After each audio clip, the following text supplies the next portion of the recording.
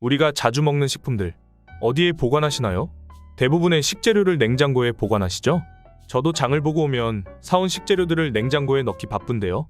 오히려 냉장 보관을 하면 발암 물질을 유발하여 상태가 더 나빠지는 식품들도 있답니다. 냉장고에 넣으면 안 되는 음식, 당장 빼야 하는 것들에 대해 알려드리겠습니다. 안녕하세요. 건강정보가 가득한 건강창고입니다. 첫 번째, 감자. 감자를 냉장고에 보관하다 열을 가해 고온에서 장시간 조리하게 되면 아크릴아마이드라는 독성 물질이 발생하는데, 이 아크릴아마이드는 미국의 국립암연구소에서 발암 물질로 규정한 독성이 강한 물질입니다. 감자를 보관하는 가장 좋은 방법은 햇빛이 들지 않는 서늘한 곳에 종이상자, 신문지 등을 이용해 보관하는 것이 가장 좋습니다. 이때 감자와 사과를 함께 보관하면 사과의 에틸린이라는 가스가 감자에서 싹이 나오는 것을 늦춰주기 때문에 더욱 좋습니다. 두 번째, 참기름. 참기름은 산패를 막아주는 리그난 성분이 풍부해서 짙은 병에 담아 그늘진 곳에서 상온 보관하면 최대 2년까지 두고 먹을 수 있습니다. 하지만 참기름을 냉장 보관하게 되면 침전물이 굳게 되는 동결 현상이 생기는데요. 그래서 고소한 맛과 향이 둘 다 떨어질 수 있기 때문에 냉장 대신 실온 보관하는 게 좋습니다.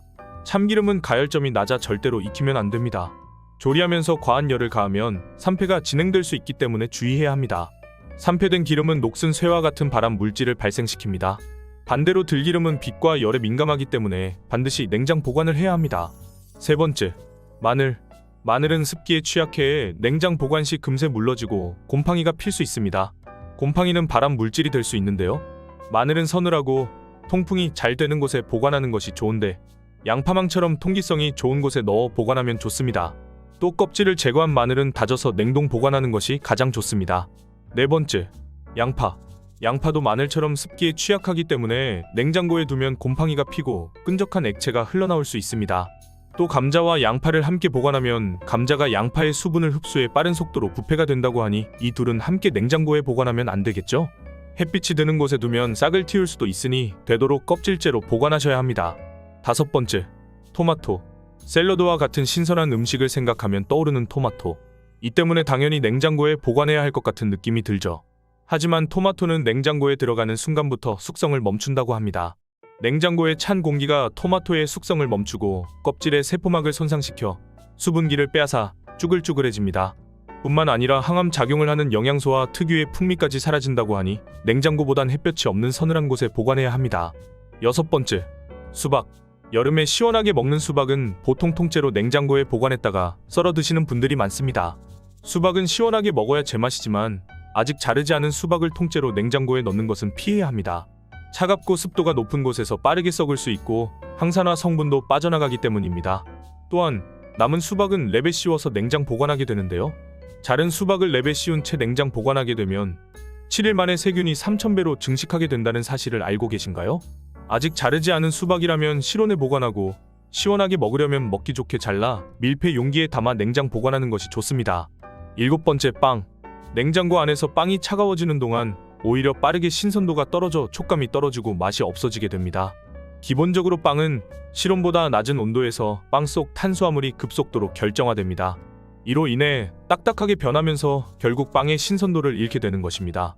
차라리 오래 보관하고자 할 땐 냉동실에 넣어놓고 필요할 때마다 전자레인지에 돌려 해동시키는 것이 좋습니다. 여덟 번째, 커피.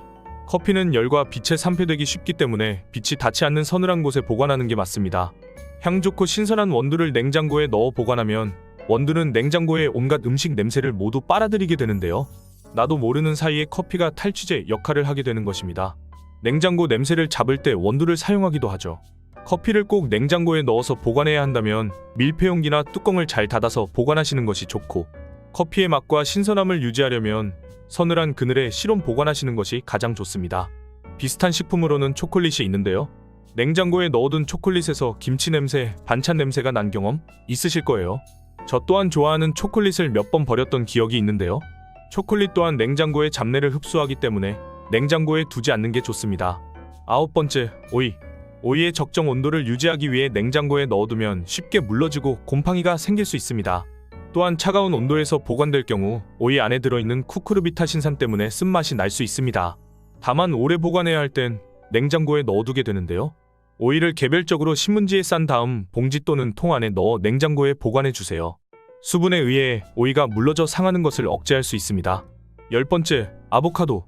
아보카도는 후숙과로 구매 후 바로 냉장고에 넣지 않고 상온에 두어 말랑말랑하게 익혀야 합니다. 아보카도를 후숙하지 않은 채 냉장 보관을 하면 익지 않을 뿐더러 단단해지고 풋내가 나서 맛이 이상해질 수 있습니다. 익은 것은 먼저 먹고 덜 익은 것은 실온에서 후숙을 시켜주세요. 이번 영상에서는 냉장고에 넣으면 안 되는 음식 10가지를 알아봤는데요. 관련된 경험이 있다면 댓글로 공유해주세요. 좋은 식재료를 올바르게 보관하셔서 보다 맛있고 건강하게 드시길 바랍니다.